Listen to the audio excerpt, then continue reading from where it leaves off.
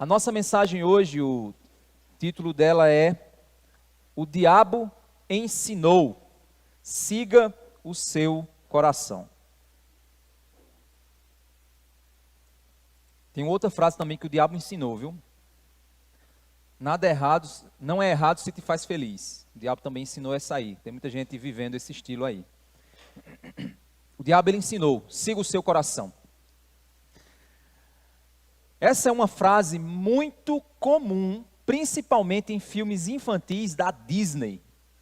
A Disney ela adora repetir essas frases e ensinar em seus desenhos esse entendimento. Siga o seu coração, veja o que tem dentro de você, o que você está sentindo e vai e faz a tua vontade, siga o teu sonho, vai na direção do que tu deseja. Mas o que será que a Bíblia diz a esse respeito? Será que isso é bíblico? Parece ser tão bom, parece ser tão verdadeiro, mas será que isso é bíblico? Jeremias, ele disse o seguinte: enganoso é o coração, mais do que todas as coisas, e desesperadamente corrupto. Quem o conhecerá? Jeremias, o profeta, nos ensina então que o coração humano é enganoso.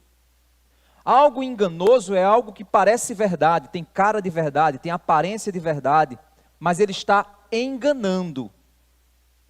Você só descobre que está sendo enganado depois, muitas vezes, que você foi enganado. E o coração, ele é mestre do engano. Ele é mestre em nos enganar. E o texto também de Jeremias diz que ele é desesperadamente corrupto. O nosso coração, ele tem um desejo por corrupção, de modo desesperado, de modo intenso. Jesus ensinou também que o coração é impuro e que a maioria dos pecados são provenientes do nosso coração. Ele diz que o coração é do coração do homem que provém os adultérios, as mentiras, os assassinatos. É do coração do homem que provém as maiores impurezas, os maiores pecados. Então, meu irmão, seguir o coração é ser enganado por algo corrupto. Seguir o coração é ser enganado. E muitas vezes ir na direção do pecado. E ser destruído no final. É sobre isso que Paulo quer advertir no final do nosso ensino de hoje. Muitas vezes, quem está se dizendo livre e querendo se envolver em certas coisas mundanas, ou de aparência mundana, é um idólatra. Ele só está seguindo apenas o engano do seu coração.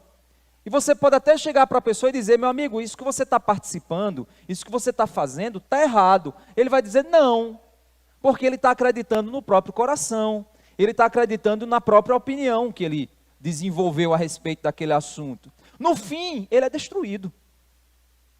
No fim, ele vai ser vencido. Vamos então direto ao texto e a partir dele a gente vai compreender o contexto no qual Paulo está nos conduzindo. Então abram suas Bíblias lá em 1 Coríntios capítulo 10. 1 Coríntios capítulo 10. Em 1 Coríntios capítulo 10, do verso 1 ao verso 4, Paulo ele vai nos lembrar que a igreja não deve ignorar os seus antepassados. A igreja não deve ignorar a participação comunitária que a igreja teve em Moisés. A gente vai entender um pouquinho disso. Deus, o provedor e libertador, libertou o povo do Egito, proveu ao povo que saiu do Egito, deu a eles tudo o que era necessário e os sustentou por meio de coisas que prefiguravam o Cristo que viria. Então vamos olhar, vamos ler 1 Coríntios capítulo 10, do verso 1 ao 4, ele diz assim, ó: ora, irmãos, não quero que vocês ignorem, ou seja, que desconheçam, que não quero que vocês deixem de lembrar, deixem de saber, não quero que vocês ignorem, que os nossos pais, e é interessante que Paulo está falando dos nossos pais. Para o judeu isso faria todo sentido, porque ele iria pensar na descendência, na sua ascendência, ou seja, os seus antepassados. Mas Paulo está falando para uma igreja de judeus e gentios reunidos. Paulo então está assumindo aqui a postura de que os nossos antepassados como igreja também estavam em Israel. Ele está assumindo então a perspectiva de uma comunhão no espaço e no tempo de todo aquele que é povo de Deus. Paulo então está fazendo referência à nossa condição comunitária como povo de Deus em nossos antepassados. Então, sim, o povo de Israel são os nossos pais, os antepassados da igreja cristã. Por isso que antissemitismo no meio cristão é uma aberração. Ser contrário à nação de Israel, não estou dizendo os pecados dela, se a nação de Israel está pecando, está com coisas hoje que possam ser pecaminosas, não estou falando a respeito disso. Estou dizendo que nós, como igreja, só existimos porque existiu a nação de Israel. Então, Paulo está falando para judeus e gentios, na igreja de Cristo, que nossos pais estiveram todos sob a nuvem. E aí, quem lembra do episódio no deserto, depois que Israel saiu do Egito, foi liberta, eles foram mantidos durante o dia por uma nuvem que os cobria e os preservava do intenso sol do deserto. E durante a noite, para preservá-los do intenso frio que o deserto trazia, Deus providenciou uma coluna de fogo. E durante os 40 anos que eles atravessaram o deserto, aquela nuvem e aquela coluna de fogo estava com eles. Então ele está dizendo que os nossos pais estiveram sob a nuvem e todos passaram pelo mar. E aí ele está fazendo referência ao episódio do mar que se abre para que o povo de Deus, o povo de Israel pudesse passar. Verso 2: e todos em Moisés foram batizados, tanto na nuvem como no mar. E aí o termo que ele usa aqui para batizado é imergido. E aí, desculpe os meus irmãos, vocês têm presbiterianos aqui, mas é isso mesmo, batizado é imergido. Então, o termo é o quê? Você foi imergido, você foi colocado em uma condição que tomou toda a sua estrutura. Então, esse povo, ele foi imerso em Moisés. E em tudo o que Moisés fez para o povo, eles estavam envolvidos. Entendeu a lógica do termo? Eles foram batizados tanto na nuvem, ou seja, participaram do que a nuvem tinha a oferecê-los, como no mar. Participaram do milagre, então, que o mar providenciou para a sua libertação.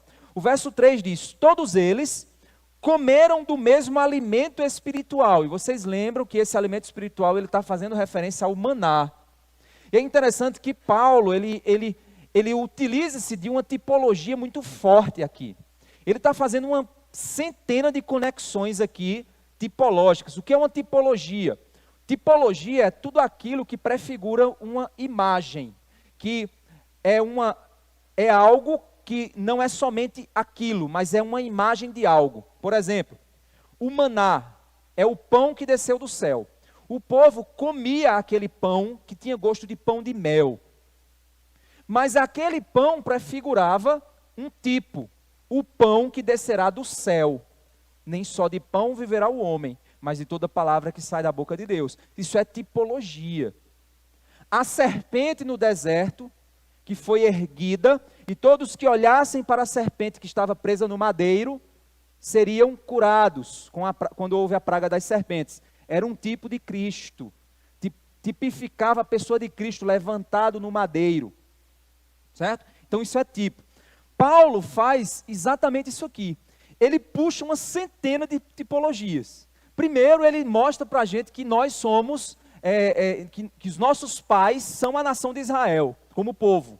Nós somos o povo de Deus, como a nação de Israel era o povo de Deus. Nós somos o povo de Deus. Ele puxa então a imagem do batismo, da imersão em Moisés, de participar daquilo que Moisés ofereceu por meio da libertação e da condução do povo e de todos os atos que Moisés fez para tornar o povo de Deus. Eles passaram pelo mar, eles comeram do mesmo alimento espiritual, e é óbvio que eles não estavam comendo alma, eles estavam comendo maná, mas aquele era um alimento espiritual, pois era um alimento que prefigurava a provisão divina do pão que descerá do céu. O verso 4, beberam da mesma bebida espiritual. Eles estavam bebendo alma? Não, era água mesmo, mas aquela água também era um tipo. Ele tipificava uma verdade profunda e espiritual. E aí, porque bebiam de uma pedra espiritual que os seguia.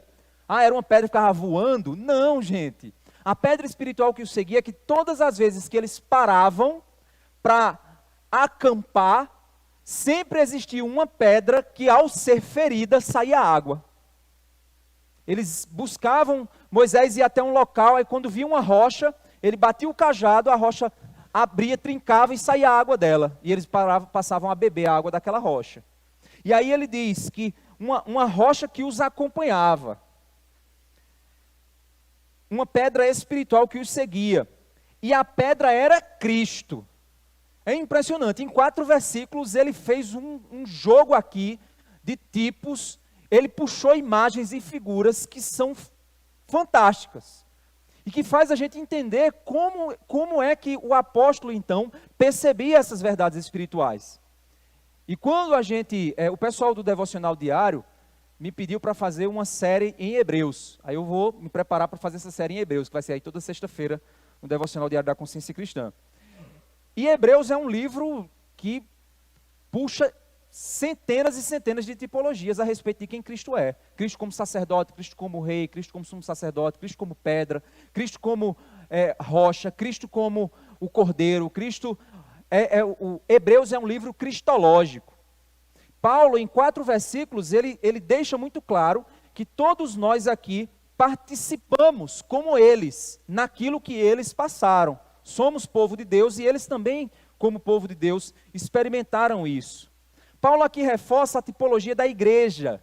A igreja prefigurada em Israel, com os atos redentivos e provedores de Deus. Ele mostra a comunhão existente do povo de Deus entre as eras. Nós temos comunhão, a gente estudou aqui na nossa escola dominical, História do Pensamento Cristão. Nós vimos as lutas dos nossos irmãos, à medida em que os anos passavam, as disputas teológicas e as lutas para manter a sã doutrina. E hoje a gente continua lutando. E um dia, talvez, a nossa era da igreja, daqui a alguns anos, vai ser a era em que eles vão dizer, olha, existiu uma era em que tinha um progressismo, que estava consumindo, dizendo que homem não é mais homem, mulher não é mais mulher, que não existe mais masculinidade bíblica, não existe mais feminilidade. Existia uma era, meu amigo, e tinha pastores, mestres, teólogos que se levantavam combatendo isso e tal. Talvez daqui a alguns anos vão contar as nossas histórias também, como povo de Deus. Então ele está dizendo que nós aqui, como povo de Deus, participamos disso. Assim como Deus libertou um povo da escravidão e os fez atravessar o mar e serem providos pelo maná e pela água da rocha, a igreja de Cristo é um povo igualmente redimido da escravidão do pecado, provido da água da vida, que é Cristo, e do pão que desceu do céu, que também é Cristo. Mesmo sendo um povo batizado nas mesmas experiências comunitárias redentivas, aí eu espero que você esteja entendendo os termos teológicos que eu estou usando aqui. Eu vou repetir. Mesmo sendo um povo batizado nas mesmas experiências comunitárias redentivas. Entendeu? Diante do que eu expliquei? Imagino que sim. Nós fomos batizados nas mesmas experiências redentivas. Do maná, da água espiritual, do mar vermelho, da libertação da escravidão do Egito. Você talvez vivia no Egito na sua vida. Você talvez era escravo de algum tipo de faraó que dominava a sua vida. Ou vários faraós que dominavam sua vida. Várias coisas escravizavam o teu coração. A gente cantou aqui, graça maravilhosa que libertou alguém como eu. Talvez você viveu na escravidão do Egito esperando um libertador. E Deus libertou, abriu o mar vermelho na tua frente e você atravessou. bebeu da água da rocha, comeu do maná, e hoje você vive sendo provido no deserto da vida, peregrinando em direção à terra prometida, que é o nosso céu. É uma tipologia completa e total. É as mesmas dinâmicas que Deus sempre trabalhou. Então esse Deus provedor, que nos batiza nas mesmas experiências comunitárias redentivas e provedoras de Deus, mostra aqui Paulo, então, que esse povo, ele se perde na batalha da fé. É aqui no contexto que Paulo está apontando para a sua batalha anteriormente descrita. Vocês lembram que a gente vem estudando isso? De esmurrar seu próprio corpo, reduzir o seu corpo à escravidão do serviço a Cristo, para obter a coroa incorruptível da terra prometida, da recompensa de ver o reino de Deus avançar, nas almas salvas e vidas transformadas, manifestando a glória de Deus em tudo que Deus faz, nos seus atos redentivos, salvadores, as nações vizinhas olhando a nossa peregrinação e dizendo assim, que povo inteligente esse povo que segue esse Deus, é um Deus vivo que conversa com eles, é um Deus vivo que habitou no meio deles. O que vimos é Paulo mostrar que ele, apesar de ter direitos, ele precisou abrir mão desses direitos para que não houvesse nenhum impedimento para o avanço da obra de Deus. E que seu testemunho não viesse a falhar e levar outras pessoas fracas na fé à perdição. Então você tem uma responsabilidade, meu irmão. A sua responsabilidade é testemunhar Jesus com sua vida. Então suas ações e suas escolhas vão manifestar a glória de Deus. Você é chamado a manifestar a glória de Deus com suas escolhas. Você não foi liberto para viver agora no Huawei, para fazer o que você quiser. Não, agora eu sou livre em Cristo, faço o que eu quiser. Não, você tem responsabilidades. Você tem um testemunho a zelar. Você tem uma missão a cumprir. Você faz parte de um povo. Paulo está nos preparando para o argumento da necessidade de lutarmos não somente pelo nosso testemunho de fé, mas para uma luta que precisa levar em consideração os perigos da batalha contra o mal da idolatria. Vocês vão perceber que uma das grandes batalhas que Israel enfrentou durante toda a peregrinação era a batalha contra a idolatria. Deus vivia dizendo a eles, não se envolvam com as nações que vocês vão passar no meio delas. Não se envolvam com os povos, não casem, não se misturem, não casem com as mulheres das nações vizinhas, não misturem-se com esse povo. O que é que a gente faz hoje como igreja? A gente se mistura, a gente vai onde eles estão, a gente casa com o povo deles, a gente não está nem aí, a gente fica encontrando, mas a gente é o mesmo povo, alimentado pela mesma rocha, suprido pelo mesmo Deus, batizado nas mesmas experiências, é o mesmo Deus, que espera as mesmas dinâmicas do nosso coração, o mesmo comprometimento, o mesmo compromisso, mas a gente acha que não. A idolatria não é um problema a ser negligenciado. Muitas vezes a liberdade que alguns acham que tem, pode ser a causa da sua queda no final. Ah, fulano era um crente tão firme, por que é que ele se desviou? Porque ele deixou ser levado pela idolatria do coração dele, e ele caiu, e ele foi derrubado. E eu sinto dizer que daqui, muitos vão cair daqui a alguns anos. Pastor, o que é isso? Eu vim para a sua igreja, então o irmão está visitando aqui, né? Vim para a igreja daquele pastor, ele estava ali amaldiçoando o povo. Não estou amaldiçoando não, infelizmente essa é a realidade. São muitos os crentes que se desviam. Você dá 10 anos às vezes, você dá 5, 10 anos para alguém, quando menos espera o cara está frio. Estava todo animado, estava todo tal, primeiro amor, depois ele vai esfriando, aí ele vai se deixando, aí ele vai assumindo de novo as velhas práticas, aí ele vai trazendo de novo os velhos ídolos que ele carregava, ele vai trazendo devagarinho, e só que o problema é porque antes ele simplesmente se livrou dos ídolos, agora ele encontra desculpas, entre aspas, teológicas, para retomar as velhas práticas mundanas que ele tinha. Não, agora é porque isso é festa familiar, tudo bem, na festa familiar pode tomar uma cachaça na festa familiar? Pode dançar um forrozinho na festa familiar? Ah, não é festa familiar, pode. Ah, pode, né? Não, mas o que eu vou fazer ali é trabalho. Trabalho pode, né? Ah, trabalho pode. Entendi. Quer dizer que trabalho santifica. Não, isso aqui é cultura, pastor. Estou participando do aspecto cultural. Eu estou redimindo a cultura. Ah, tá certo.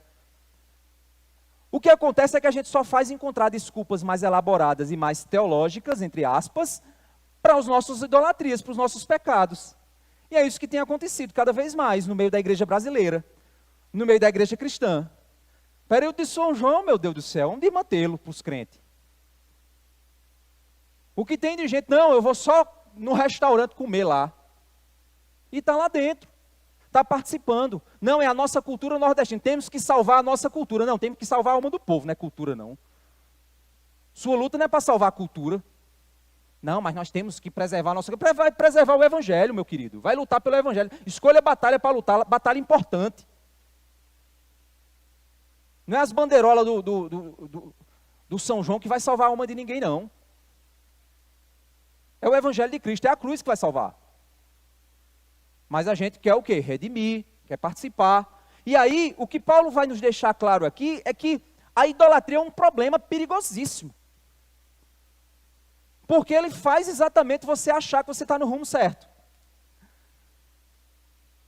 E é isso que Paulo então vai argumentar. Como é que ele segue então essa argumentação? Após falar sobre sua batalha para submeter seu corpo ao serviço de Cristo, ele revela que o povo de Deus, apesar de ter tido experiências redentivas e provedoras de Deus, apesar desse povo ter visto coisas grandiosas que ocorreram com eles, mesmo assim eles se perderam na caminhada com Deus, por causa do perigo da idolatria. Vamos continuar o texto? A gente vai ler novamente do verso 1 em diante, e a gente vai chegar no verso 5, emendar com o verso 5 para vocês verem o que é que ele vai falar. Vamos lá, vamos ler do 1 de novo. Ora, irmãos, não quero que vocês ignorem que os nossos pais estiveram sob a nuvem, e todos passaram pelo mar. Todos em Moisés foram batizados, tanto na nuvem como no mar. Todos eles comeram do mesmo alimento espiritual, beberam de uma bebida espiritual, porque bebiam de uma pedra espiritual que os seguia, e a pedra era Cristo. Verso 5. Mas, eita, esse mas é terrível. Mas Deus não se agradou da maioria deles, razão pela qual ficaram prostrados no deserto. Eles receberam das mesmas dádivas, a mesma libertação, viram as mesmas maravilhas, foram alimentados pelo mesmo Deus provedor, receberam milagres maravilhosos das mãos de Deus, mas não chegaram na terra prometida, se perderam no meio do caminho, ficaram prostrados no deserto. Quantas pessoas que estão aqui hoje vão ficar no meio do caminho? Quantos aqui vão ficar no meio do caminho? Paulo diz, eu esmurro o meu corpo para chegar no alvo. Quantas pessoas aqui estão dizendo, eu esmurro a Bíblia e a teologia para encaixar com o meu ídolo, para encaixar com aquilo que eu quero fazer. Eu quero achar uma desculpa para estar na bagaceira. Eu quero achar uma desculpa para fazer coisa que não convém. E aí você acha que está em pé. Vocês vão ver como é que Paulo termina. É um texto conhecidíssimo. Você acha que está em pé. Eu estou em pé, estou na bagaceira, estou aqui, não, eu estou aqui só aqui. Está aqui a bagaceira acontecendo, eu estou só aqui. Eu não estou fazendo nada. É só o começo, meu querido. Te prepara. Porque a idolatria, o pecado, ele não vai dormir, enquanto ele não te derrubar. A Bíblia diz que o diabo anda em derredor, como leão. E você acha que você é o único que ele não quer tragar?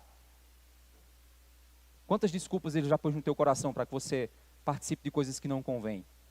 Quantas coisas ele já botou na tua vida para você trazer para a tua vida coisas que são inconvenientes para a tua fé? Mas eu sou livre, a onda agora é essa. Aí eu pego a graça e estico a graça bem muito. Não, mas a graça, é a graça, é a graça, é a graça, é a graça. Aí vira desgraça. Quando você estica demais a graça, ela vira desgraça. Porque a minha liberdade não me dá margem para que eu possa me envolver com coisas que são inconvenientes para a minha fé. É por isso que Paulo diz, eu esmurro o meu corpo. Eu esmurro o meu corpo. E o que mais me dói o coração é porque tem gente que diz que é crente e está no desmantelo. E aí, quem não é, fica olhando e fica dizendo assim, ô crente, então ser crente é aquilo ali? É não, meu querido. Ser crente não é aquilo ali, não. Aquilo ali é um falso convertido. E aí a imagem do evangelho fica manchada. Faz o seguinte, espera só mais uns 2 anos. Você acha que aquele cabo é crente no desmantelo? Espera só mais 2 anos. Espera 3, espera 4, espera 5. Aí tu vai ver o que vai acontecer. Para quem é crente aqui há muito tempo, sabe quantas pessoas vão ficando no meio do caminho. E faz uma avaliação, como é que essas pessoas eram. Por que elas ficaram no meio do caminho? Tem pessoas que você vê assim, tem crente que você vê tão fervoroso, tão fiel, tão desejoso de servir a Deus, que você diz, rapaz, esse cara vai completar a carreira, eu tenho certeza. Mas você vê uns que estão um pé na igreja, um no mundo. Eles ficam namorando com perigo. A gente, os líderes da igreja, né, que pastoreia a igreja, a gente fica olhando, às vezes a gente comenta, rapaz, fulano vai se arrebentar. Vamos conversar com ele, vamos chamar ele em particular e vamos conversar?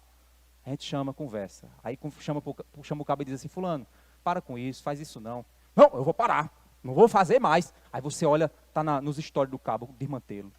Você, meu Deus do céu, acabei de avisar. Aí, meu amigo, é dito e feito, você só faz contar os dias, vai acontecer, e acontece. Não se engane não, gente, não se engane. Eu olho para jovens casais, faço o seguinte, jovens casais, recém-casados, chega para mim e pergunta, pastor, o que é que você acha da nossa vida espiritual? Eu vou ter prazer de te responder.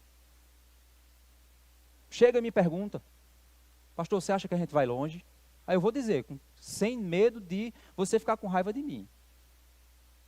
Porque tem alguns jovens casados que eu digo assim, esse jovem não vai dar muito longe não.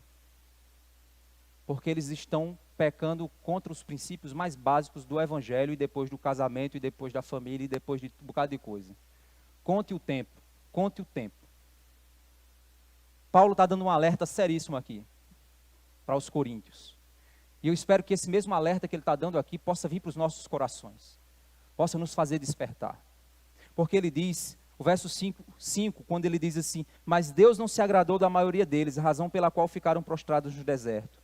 Olha o verso 6, gente. Ora, estas coisas se tornaram exemplos para nós, a fim de que não cobicemos as coisas más, como eles cobiçaram. Meu irmão, se determinada coisa tem aparência de mal, não queira associar sua imagem a ela. Eu estava ontem conversando com os irmãos sobre rock, né? Era com os irmãos aqui, o Wallace e uns irmãos, a gente conversando sobre rock. Eu disse, olha, o rock é um ritmo que me agrada, audivelmente. Alguns, né? Mas o problema do rock é que o rock traz uma associação a uma cultura ruim, uma cultura underground, uma cultura, às vezes, vinculada à rebeldia, a droga, vinculada a coisas, às vezes até satânicas. Infelizmente, gente, está associado a isso, não tem como a gente desassociar. Eu posso gostar de ouvir o ritmo, eu posso, mas eu tenho que fazer o máximo possível para que a minha imagem não seja associada a algo que as pessoas vão simplesmente ligar uma coisa com a outra e dizer que eu compactuo com aquilo ali, ou com aquela cultura. E aí eu preciso ser cauteloso, eu preciso ser cuidadoso. Eu preciso fazer com que as pessoas entendam que eu não cobiço as coisas más. Não me deixo ser levado pela aparência do mal. Lembra desse texto também? Eu não me deixo. E aí eu preciso resguardar o meu coração, o meu testemunho. O forró está associado ao quê, gente? A gente é nordestino, a gente sabe. Não estou falando de Luiz Gonzaga, não. Aquele forró que contava a nossa história, a história da seca, a história das lutas do nosso povo. Estou falando do forró lá, o bum, bum, bum, bum, bum, bum. Está associado ao quê? Eu quero associar a minha imagem, de que maneira a isso? De que maneira é edificante eu associar a minha imagem a isso? Imagina vocês me vendo, bum, bum, bum, bum, bum, bum, é aqui no final de semana. Irmãos, busquem a santidade, não sei o que lá. Diz, rapaz, aquele pastor é um hipócrita. Porque ele está com a imagem dele associada àquelas coisas ali, ó, porque ele gosta do forrozinho, pé de serra, ele dá uma reboladazinha, ele dá uns fungados. Talvez eu nem faça isso, mas tudo está associado a essa imagem. Então eu não vou me deixar ser associado. Eu não vou cobiçar as coisas más que esse mundo tem. Eu não posso deixar que as pessoas associem a minha imagem a coisas que não convêm. E hoje com mídias sociais é pior ainda, porque você pode até não estar fazendo nada. E aí a gente tem que ser cauteloso. E a gente tem que entender, peraí, se por acaso determinada coisa me associa a algo que não é conveniente, então eu vou deixar de me associar. Eu não vou participar, eu vou evitar de postar, porque tem gente que está num contexto não sei aonde, que não sabe nem quem eu sou. Eu vou deixar de participar, eu vou deixar de associar. Isso é para tudo. A roupa, a tatuagem, são associações culturais que podem fazer com que as pessoas me associem a coisas que não são convenientes para a minha fé. Ah, mas tem cabra que está engravatado e fazendo coisa errada. Problema dele, meu caro. Problema dele. Mas eu tenho certeza que se o cabra ver você engravatado, o cabra não vai associar a coisa má. Naquilo que é mais natural da nossa cultura. Ah, mas a cultura está falhando, porque ela julga. Infelizmente, essa é a realidade do mundo. A cultura funciona assim, o mundo funciona assim. São símbolos. E por isso, então, Paulo deixa claro que o povo que atravessava aquelas nações, eles cobiçavam coisas que eram más. Você lembra o pecado de Acã? Ele pegou um ídolo de uma nação vizinha, copiou o ídolo de ouro, pegou o ídolo de ouro, pegou para si e escondeu debaixo da tenda. E a praga começou a pegar o povo. E Deus dizendo, tem pecado no meio do povo, purifica o povo. Eles estão associados a coisas indevidas. Por quê? Porque Acã cobiçou aquilo que era inadequado. E se você for estudar a história de Israel, aquilo tudo é prefigura de muitas vezes as nossas batalhas. A nossa trajetória como povo de Deus. Por que vocês não vão me ver lutando ou indicando candidatos? Sabe por que eu não faço isso, gente? Eu tenho meus candidatos os quais eu vou votar, tenho minhas opiniões políticas, mas vocês nunca vão me ver chamando um candidato aqui para cima ou pedindo voto para candidato na internet. Sabe por que eu não faço isso? Porque eu não quero associar a minha imagem à imagem de ninguém. Porque a minha imagem, ela foi entregue para Cristo. A minha imagem pertence ao Senhor. E se eu me tornar alguém influente, é para Cristo que vai ser feito. Então eu não posso pegar essa influência que Deus está me tornando no meio da cidade de Campina e pegar essa influência e entregar para alguém, usar para seu benefício. Por isso eu não vou fazer, eu não vou associar. Porque não é a minha batalha. Minha batalha não é política, a minha batalha é espiritual. A minha guerra não é pela Câmara de Vereador da cidade de Campina Grande. A minha guerra é pelas almas que podem ser salvas por meio da pregação do Evangelho. Essa é a minha batalha. Eu tenho que ser uma voz profética. Na hora que o prefeito fizer a coisa certa, eu falo que está certo. Na hora que fizer errado, eu digo ele está errado. Agora, se eu me associar, eu deixo meu rabo amarrado. Rabo preso. E aí eu perco a minha voz profética. Porque na hora que eu me associo a um, se eu for criticar o outro, acaba dizendo, é porque ele é do grupo de fulano de tal, por isso que ele está criticando fulano de tal. Não, eu estou somente apontando o erro. Não, é porque ele está associado àquela imagem ali. Não. Não cobicemos as coisas más. Não estamos nessa peregrinação para nós mesmos. Deus não está aqui para servir aos meus desígnios, aos meus planos pessoais, aos meus propósitos. A minha vida é dele, a minha imagem é dele, o meu fôlego é dele, a minha energia é dele, a minha juventude é dele, a minha aparência é dele. Ele me comprou. Ele é o meu Senhor. E se ele disser para mim que eu não tenho que estar associado a determinada coisa, eu não vou me associar. Se eu ver que a associação de determinada coisa que eu venha participar no meio da cultura vai ferir a minha missão, eu vou parar, porque eu quero agradá-lo. Eu não quero ficar prostrado no deserto. Eu não quero me perder. Esse mesmo pensamento tem que ser seu. Esse mesmo compromisso tem que ser seu. Eu oro pela juventude da nossa igreja, que haja fogo, que haja desejo de ser diferente. Porque quando eu vejo a juventude da internet, o que eles mais querem é ser igual. Eu vejo os pastores dizendo assim, mas rapaz, a juventude da igreja é tão morta. Os cabras ficam encontrando os influenciadores para fazer coisa errada e ficar justificando teologicamente. Então eu oro para que a juventude da nossa igreja batista seja uma juventude que busca santidade. Uma juventude que busca fazer a diferença. Que incomoda. Que vai ser chamada de legalista. Que vai ser chamada de um bocado de nome. Não tem problema não, meu amigo. Os que quiserem viver piedosamente serão perseguidos. E pior, por gente pelo próprio povo que se diz crente. O que a gente vê aqui então, é que a idolatria é produto da cobiça do coração. Porque ele diz, não cobicemos as coisas más. A cobiça, irmãos, é resultado do descontentamento com aquilo que Deus deseja para nós. Cobiça é desejo, viu, gente? Quando você vê cobiça, pode trocar a palavra cobiça por desejo.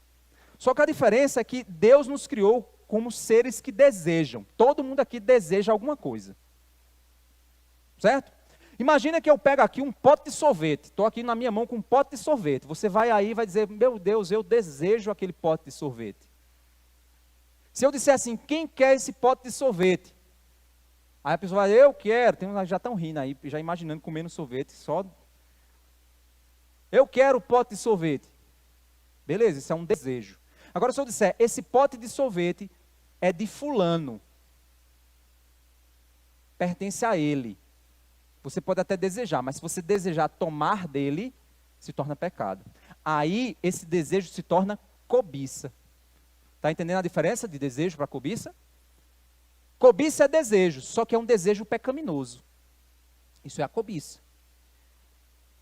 Então, quando o meu coração está descontente com o que Deus quer para mim, porque Deus tem planos para mim, Ele tem vontades para mim, Ele tem desígnios para mim. Nós queremos o que Deus não quer para nós. Deus não quer você namorando com aquele camarada, mas você quer. Deus não quer você naquele emprego, mas você quer. Deus não quer que você tome aquela decisão, mas você deseja, você quer. Então você deseja uma coisa que Deus não quer para você, não é o momento. Ou Deus não quer para você, ou não é o momento agora para você. E aí se torna cobiça, se torna um desejo pecaminoso. Nós queremos o que Deus nos diz que nos fará mal. Nós queremos saber mais do que Deus a respeito do que fomos projetados para ter e para ser. Quando nós cobiçamos o que é dos outros, então nós roubamos no coração aquilo que Deus não planejou para nós. O adultério é o quê? É uma cobiça do coração. Você quer uma mulher que não é sua. Você quer um homem que não é seu.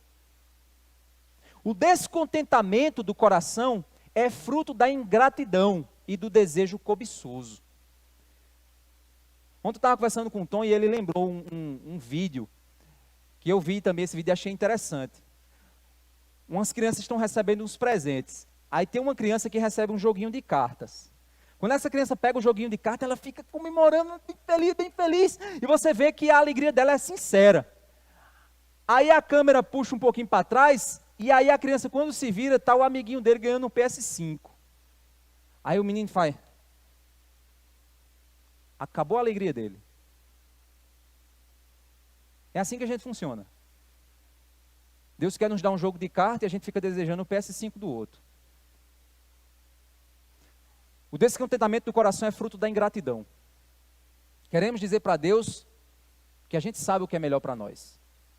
O problema no fim é que quando Deus não nos dá o que queremos, então apelamos para a idolatria. Porque a gente passa a esperar de outra fonte, Deus me dê, aí Deus não me dá. Então eu vou trabalhar bem muito, conseguir dinheiro para poder comprar. Já que Deus não está me dando, o dinheiro vai me dar. Já que Deus não está me dando, aquela amizade vai me dar. Já que Deus não está me dando, aquela crença ali vai me dar. E eu apelo para a idolatria. Outra fonte de alegria. Eu quero outro que me faça feliz, pois Deus não está me fazendo. Criamos ídolos em nosso coração, ou acreditamos naquilo que a cultura diz que a gente precisa. Lembra aquela propaganda? Compre batom, compre batom. Quem é mais antigo aí lembra, né? Compre batom, compre batom. Quem é mais experiente, né? Vai lembrar, aquela propaganda. A cultura fica dizendo que você precisa de um carro novo. A cultura fica dizendo que você precisa casar. A cultura fica dizendo que você precisa fazer sexo. A cultura fica dizendo que você precisa ir para o PP. A cultura fica dizendo que você precisa dar uma forrosadazinha. A cultura fica dizendo que você precisa beber. A cultura fica dizendo que você precisa de dinheiro. A cultura fica dizendo que você precisa de tudo isso. E você passa a acreditar que é disso que você precisa. No fim das contas, o que você sempre precisou foi da água da rocha e do pão que desce do céu. Foi o que você sempre precisou. Mas você olha para a nação vizinha, na peregrinação, aí olha a nação vizinha lá, dançando a micarande. Aí você diz, eita, se eu pudesse dançar aquela micarande, eu estava feliz. Ah, se eu pudesse estar ali, eu estava feliz. Ah, se eu pudesse ter aquele dinheiro ali, eu estava feliz. Ah, se eu pudesse ser daquele jeito, eu era feliz. Sim, mas será que foi isso que Deus projetou para você? Será que é isso que de fato vai dar alegria para você? Ou você continua esperando a provisão da água da rocha e do pão que desceu do céu? Do mar vermelho que Deus abre quando a gente precisa escapar? Da nuvem para não fazer a gente se queimar no sol? E da coluna de fogo que não faz a gente morrer de frio? De todo o cuidado que Deus nos dá, dia após dia, do bater do nosso coração, da cama que a gente dorme, do lençol que a gente se cobre, dos relacionamentos que a gente tem, da saúde que Ele nos dá, que a gente não está no UTI, ninguém aqui está no UTI. Será que a gente não percebe que existe provisão, existe graça, mas a gente está descontente, e aí a gente fica querendo encontrar coisa para sentir emoção, para se sentir vivo, para sentir como se ainda precisássemos de algo, mas já temos tudo o que nós precisamos. O problema é que a gente é ingrato. A gente é ingrato. Lembra o que é idolatria? É quando eu espero em coisas, pessoas ou ideias, aquilo que só Deus pode me dar. Eu quero satisfação, quero ser feliz sem Deus, e com coisas no lugar de Deus. Deus me dá coisas para que eu seja grato e feliz, mas eu pego as coisas e deixo Deus de lado. Valorizo mais o presente do que o presenteador. Amo mais a bênção do que o abençoador. No fim, eu caio na idolatria do meu coração. Eu me perco. Eu acho que o dinheiro vai me fazer feliz, que o corpo perfeito vai me completar, que o sucesso profissional vai me dar sentido e identidade. Eu acho que se eu tiver tal coisa, ou eu for tal coisa, ou eu fizer tal coisa, eu serei finalmente feliz. Mas meu problema é que Deus disse que não me daria, e eu começo então a ficar descontente, eu me revolto com Deus, porque eu quero e Deus não me dá, eu me entristeço, eu fico dizendo, Deus, tu não sabe que é o que eu quero, que é o que eu preciso, e eu vou acabar começando a murmurar. Esse é o mecanismo. Aí eu começo a abrir minha boca e murmurar. Vamos ver o que aconteceu com esse povo? Que mesmo provando das bênçãos da libertação e da provisão de Deus, acabaram desagradando a Deus com seus pecados e com sua ingratidão. Qual é o pecado que minha cobiça me leva a praticar? Idolatria. A tua cobiça te leva à idolatria. Vocês lembram os 10 mandamentos? O primeiro mandamento é não terá outros deuses. O último mandamento é não cobiça. Olha só, é um parêntese. No meio está todo o resto. Quando eu falho na cobiça, é porque eu já errei no primeiro. Eu já assumi outros deuses, e aí eu estou desejando o que Deus não quer para mim. Eu não sou grato com o que Deus me fez ser.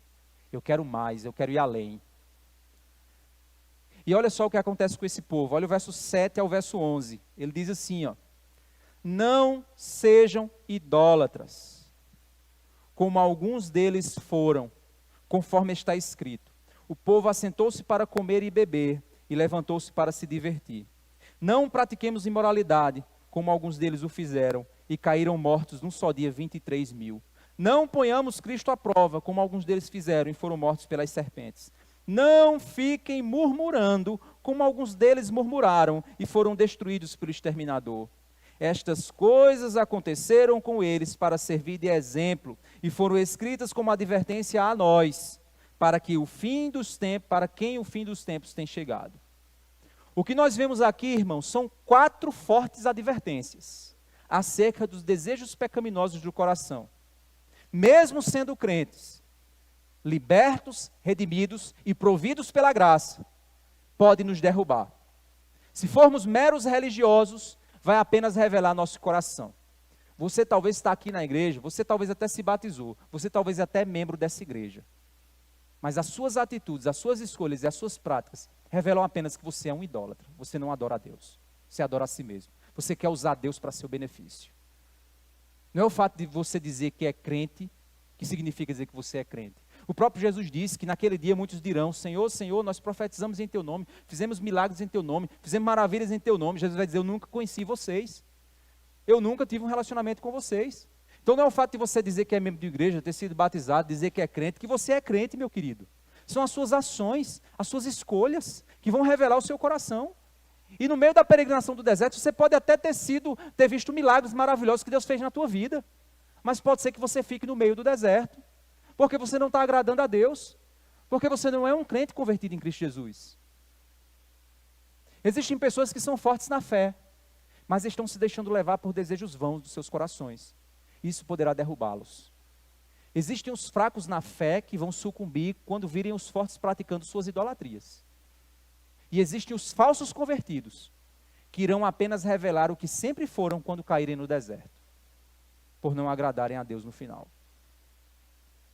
Então, ou você pode ser uma pessoa forte na fé, que está se deixando ser levada pela sua liberdade, ou você pode ser um fraco na fé, que está se deixando levar pelos erros de um forte, que se acha livre, ou você pode ser simplesmente um falso convertido, que nunca experimentou da graça de Deus. Talvez Deus fez um milagre na tua vida. Talvez você escapou fedendo de morrer. E aí você diz, eu escapei fedendo de morrer, é claro que foi Deus que me salvou. Não, não necessariamente. Deus pode fazer milagres sim para o ímpio. Ele pode curar alguém ímpio. Ele curou 9 leprosos, só um veio agradecer, o resto foi tudo seguir a vida deles. Ele pode curar, ele pode fazer você escapar fedendo de uma morte, mas isso não é sinal de que você se converteu. A conversão, ela regenera seu coração, ela muda a sua vida. Ela faz você abominar coisas que são abomináveis a Deus. Ela faz você desejar agradar a Deus. Ela faz você querer saber, Deus, me diz o que é que te agrada. Me diz quais escolhas eu devo fazer. Porque a conversão muda o coração, gente. Se você está aqui me ouvindo, o que eu estou te dizendo parece ser um peso, pode ser que você não seja crente. Mas se o que eu estou te dizendo aqui está reverberando com o teu coração, você está dizendo, realmente, pastor, eu quero tanto obedecer a Deus. Eu quero tanto saber a vontade de Deus. Eu quero tanto abrir mão, o que for necessário eu abro mão, Senhor. Aí isso é crente. Esse é o coração do crente. Mas o cabo que fica, não, deixa eu saber o que é que eu posso e o que é que eu não posso. Para eu me esbaldar, para eu me envolver. Esse é um coração idólatra. O relacionamento dele com Deus é um relacionamento superficial. É um relacionamento de troca. Não é um relacionamento sincero. Não é um relacionamento de servidão a Deus. O verso 7, ele diz assim, não sejam, a primeira advertência que ele faz, são 4 advertências. A primeira é, não sejam idólatras. Ele diz assim, não sejam idólatras, como alguns deles foram, conforme está escrito. O povo assentou-se para comer e beber e levantou-se para se divertir. No contexto da cidade de Corinto, existia uma tentação terrível, que era fruto da cultura. A cultura da cidade de Corinto era uma cultura de integração entre religião e vida social e política, muito forte. Era uma integração muito... Aqui a gente tem uma separação. Mas na cidade de Corinto a integração era muito forte. Vida social e vida religiosa era estritamente integrada. Então, a maioria dos banquetes da alta sociedade envolvia cultos religiosos, pagãos. E isso levava pessoas crentes, por razões comerciais, por razões sociais, ou por razões familiares, para não ficar sendo o esquisito da família, para não perder aquele contrato que ele tanto quer, para não ser visto como alguém socialmente inaceitável, eles acabavam tendo que participar de coisas que associavam a imagem deles a ídolos daquela cultura, a cultos daquela cultura. E quando eles consumiam aquilo, eles começavam a ser integrados àquele ambiente. E aquilo era pecaminoso para eles. E lentamente, sem perceber, eles começavam a dar uma gargalhada para uma piada suja. Eles começavam a ignorar determinado tipo de comportamento. Ele dava uma tragadazinha em alguma coisa que não podia. Ele ia naturalmente participando. Participar de mesas de idolatria ou rituais sociais era algo de grande risco para a espiritualidade cristã. O que deixa mais claro é que esse é o ponto em que Paulo mostra que quando eles fazem o bezerro de ouro para adorar, eles se assentam para comer e beber. Foi assim, Moisés subiu o monte, eles fizeram um bezerro de ouro. Aí o texto diz que eles se assentaram, segundo o que Paulo está dizendo aqui, se assentaram para comer e beber. E depois se levantaram para se divertir. A palavra usada aqui por Paulo para divertir é paisen, a palavra grega. A palavra grega paisen significa brincadeirinhas. Olha o contexto. O que é que Paulo está dizendo assim? Eles sentaram para comer e beber na festa pagã do bezerro de ouro, e depois eles se levantaram da comida e da bebida para fazer brincadeirinhas. É o que você está imaginando mesmo. Eu fico imaginando que, sabe por que Moisés, quando desceu do monte, que viu o povo naquele desmantelo, ele tacou a pedra no chão. Porque imagina que cena foi que Moisés não viu, o povo de Deus fazendo. O desmantelo que não deve ter visto. Essa palavra, no contexto, significa que no paganismo da época, no período de Êxodo e também no período dos Coríntios, as práticas dos cultos religiosos levavam, no final, ao erotismo. Vai lá no PP, às 2 da manhã, para tu ver, desmantelo. É um culto aquilo ali, gente. É um culto. E aí você, não, eu vou só passear para olhar a cultura. Vai lá e fica um tempinho. Aí tu tá só assim, ó. Depois tu tá assim, ó. Só o pezinho. Aí depois tu tá, eu vou só tomar um suquinho. Eita, o que é que vai acontecer? Tu vai comer e beber, depois tu vai se levantar para participar das brincadeirinhas. Ou tu não vai ver gente muito bem vestida, com roupas até embaixo, né? Bem cobertas. Mulheres bem cobertas. Homens bem másculos. Tu vai ver coisas bem maravilhosas, não vai? Imagino que vai ver coisas bem bonitas. Para o crente, né? Para o mundo é tranquilo.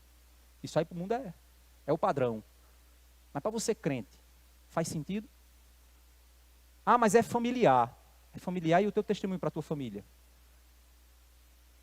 Ah, mas é do trabalho. É do trabalho? Você precisa ir mesmo? Pastor, eu preciso ir. Aí é interessante que Paulo vai dar uma lição para isso também. Quem precisa ir. O ambiente que nos conduz para longe de Deus. O ponto central aqui é que Paulo mostra que quando nos assentamos e nos deixamos ser envolvidos pelo ambiente da idolatria, então somos conduzidos a nos sentar, comer e se levantar para se divertir. O ambiente nos conduz para longe da santidade ao Senhor. Irmãos, quantos crentes não fazem isso porque querem participar de coisas sociais, lugares inadequados porque querem impressionar amigos, familiares, o chefe, ou até mesmo postar nas mídias como crente modernete, eu sou livre em Jesus, eu faço o que eu quiser. No fim, ele se tornou um idólatra, como qualquer outro. Paulo está advertindo aqui que eles deixaram se perder na busca pela coroa, que os atletas se dominam tanto para desejar, e por isso se disciplinam para se manter no foco de sua corrida atlética. Quantos crentes vão negociando lentamente suas participações, negociando suas amizades, negociando em seus ambientes familiares, e lentamente vão caminhando para as brincadeirinhas. Cada dia mais eles baixam seus padrões e dizem, tudo bem, todo mundo faz. E no fim, cada vez mais crentes fiéis e santos vão deixando de existir e ficando no deserto, onde os israelitas também ficaram. Como está o seu padrão, meu irmão? Como está o padrão dos crentes de hoje, meus irmãos? Como é que a gente vê hoje os crentes? O padrão das nossas igrejas, dos crentes das nossas igrejas. O que é que você tem visto hoje em dia, meu irmão? Por que estamos normalizando cada vez mais certos costumes e ideias seculares mundanas? Por que a gente está normalizando o que a gente no passado como igreja não fazia? No passado não tinha uma igreja que fazia uma quadrilha dentro dela, agora não, agora é festa da colheita. Quantas coisas nós vamos cada vez mais normalizando e ficando igual ao mundo, ficando igual. Ah, mas pastor é muito chato. É mesmo, Moisés também, tacou as tábuas no chão. Porque o povo estava fazendo brincadeirinhas. É só para se divertir, não vamos ser tão chato. A vida é muito pesada, é pesada mesmo, meu querido. Porque o que está em jogo é a tua eternidade. Jesus não veio para derramar, ele não veio para uma brincadeirinha, ele veio para uma cruz. A luta é pesada. A luta exige sangue derramado. Para tu agora ficar na brincadeirinha com tua vida espiritual? Você entende a seriedade do que Satanás está rodeando você para te destruir, para te derrubar, para te esfriar? Ah, eu estou tão frio na fé. Quantas coisas você abriu mão lentamente para estar frio como você está hoje? Quantas coisas você normalizou para estar do jeito que você está hoje? Ah, mas o meu primeiro amor. Lembra lá do texto do primeiro amor? Arrepende-te, vê onde tu caíste e volte à prática das primeiras obras. Já dei o diagnóstico do primeiro amor. Qual é o problema de perder o primeiro amor? Porque você caiu em determinado lugar, assumindo o sentar e comer E lentamente você está se levantando para participar das brincadeirinhas que antes você não participava. O verso 8 ele diz, não pratiquemos imoralidade. Ele diz assim, não pratiquemos imoralidade como alguns deles o fizeram e caíram mortos num só dia 23 mil. Essa é uma passagem bem menos conhecida da vida dos israelitas no contexto geral. Por isso aqui eu trouxe para você essa passagem. Números 25, do 1 a 3, ele diz assim, quando Israel estava em Sitim, o povo começou a prostituir-se com as filhas dos moabitas. Olha só que loucura, gente. O povo estava passando por uma determinada cidade e tinha mulheres extremamente belas. Os homens se abestalharam e começaram a participar do culto pagão e de prostituição com aquela vizinhança, quando eles estavam passando pela vizinhança lá. Olha o de mantê-lo. E aí eles começaram a se prostituir. Estas mulheres convidaram o povo aos sacrifícios oferecidos a seus deuses. E o povo comeu da carne dos sacrifícios, adorou os deuses dessas mulheres. Assim, quando Israel se juntou ao culto de Baal-Peor, eles começaram a cultuar outro deus. A ira do Senhor se acendeu contra Israel. Estão me traindo. Aqui Deus então, irmãos, enviou uma praga. Derramou a ira dele. Derrubou 23 mil pessoas de uma vez só. Quando ele derramou sua ira. Os caras estavam lá dentro do culto da prostituição. Deus mandou a praga, derrubou 23 mil. Aqui mostra os cultos que tinham prostituição com seu escopo e liturgia. Quantas vezes os crentes de hoje estão participando de coisas que tem na sua estrutura prostituição? Que tem nos seus elementos. Você está cantando música que tem prostituição no texto da música. Ideologias vãs. Queremos nos parecer com o mundo e por isso a gente assume fazer o que o mundo faz. Isso desonra o Senhor. Por causa da cruz não cai mais 23 mil hoje no chão. Mas quantos não estão ficando no deserto por causa disso? O verso 9 ele diz, não ponhamos Cristo à prova. Não ponhamos Cristo à prova como alguns deles o fizeram e foram mortos pelas serpentes. Essa passagem aqui, o povo estava impaciente com Deus. Aí o povo começou a ficar com raiva e começou a falar contra Deus. O texto diz que eles começaram a falar contra Deus e contra Moisés. Você... Começou. Olha o povo abusado.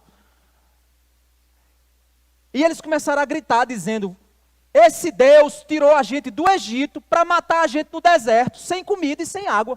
E ainda está dando essa comida nojenta para a gente. Esse maná, a gente está enjoado de comida ruim. Deus está matando a gente. Aqui Deus envia uma praga de cobras venenosas. Essas cobras mordiam o povo e eles começavam a morrer envenenados.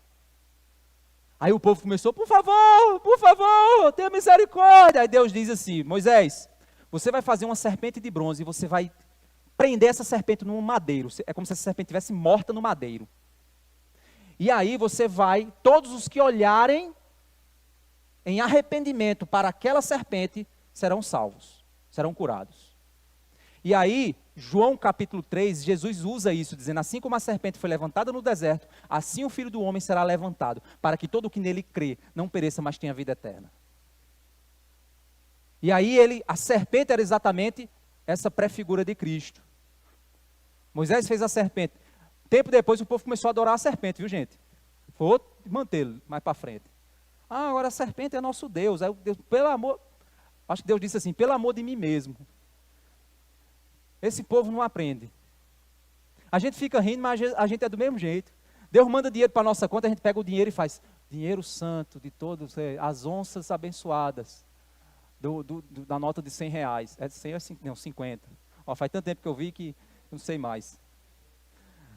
O povo aqui estava duvidando da bondade de Deus e com forte incredulidade estavam desafiando Deus, como se pudessem colocar Deus na parede, como se existisse em Deus uma obrigação de nos abençoar. Quantas vezes a gente não faz isso, gente? Quantas vezes a gente não duvida da bondade de Deus? Aí isso leva a gente para o quarto ponto. Depois que você foi se envolvendo, o quarto ponto é a consequência final. Não fiquem murmurando, como alguns deles murmuraram e foram destruídos pelo exterminador. Essa parte é mais misteriosa. Por quê? Porque Paulo não está fazendo referência a um ponto específico. Para vocês terem uma noção, se você fizer uma contagem, chega a mais de 20 vezes que o povo murmura de Deus, segundo o relato das Escrituras. Era um povo reclamão, murmurador. E aqui diz que não fiquem murmurando, porque eles murmuraram e foram destruídos pelo exterminador. Deus mandava situações nas quais eles acabavam sofrendo pela murmuração deles. Quantas vezes a gente está murmurando? A gente não crê em perca de salvação, irmãos, mas a gente crê em peregrinação. Nós estamos peregrinando para a terra prometida. Se você provou dos atos libertadores do sangue de Cristo e de suas provisões, então olhe para a serpente de bronze da cruz, seja tratado em seu coração, ou então você vai perecer no deserto da incredulidade, você vai destruir sua vida, você vai esfriar, você vai perder o seu primeiro amor. Como é que Paulo então finaliza esse pensamento? No verso 11, quando ele diz, estas coisas aconteceram com eles para servir de exemplo e foram escritas como advertências a nós, para quem o fim dos tempos tem chegado. Aí o verso 12, ele vai dizer, por isso, aquele que pensa estar em pé, veja que não caia. Você está entendendo o contexto desse texto? Você se acha livre? Você se acha forte? Você quer estar no meio da coisa inadequada, achando que está tudo bem, achando que não vai ter problema? Talvez o problema vai te encontrar. Se prepare. Aquele que pensa que está de pé, veja, para que não caia. Porque vai cair. Essa é a advertência. E aí você pode dizer assim, pastor, mas tudo bem. Mas então eu tenho que ficar o tempo todo assim, é? E se por acaso eu for colocado em uma situação difícil, no qual eu tenho que encontrar uma forma de agir de modo que eu não peque contra Deus, mas também que eu não tenha problemas com determinadas coisas. É aquela situação, imagina que você foi colocado numa condição na qual você não tem como escapar, você não tem como sair, um trabalho que talvez você tenha que participar, você não tem como escapar. Se você foi posto nessa situação, olha só, você tem uma escolha. Ou você diz não e deixa teu emprego em risco, ou você diz eu vou com certos cuidados, porque não tem outra solução. É uma escolha que você vai ter que tomar, mas a sua preocupação é honrar ao Senhor. Aí você diz, tudo bem, mas e agora? O que é que eu faço? Olha o verso 13. Não sobreveio a vocês nenhuma tentação que não fosse humana, mas Deus é fiel e não permitirá que vocês sejam tentados além do que podem suportar.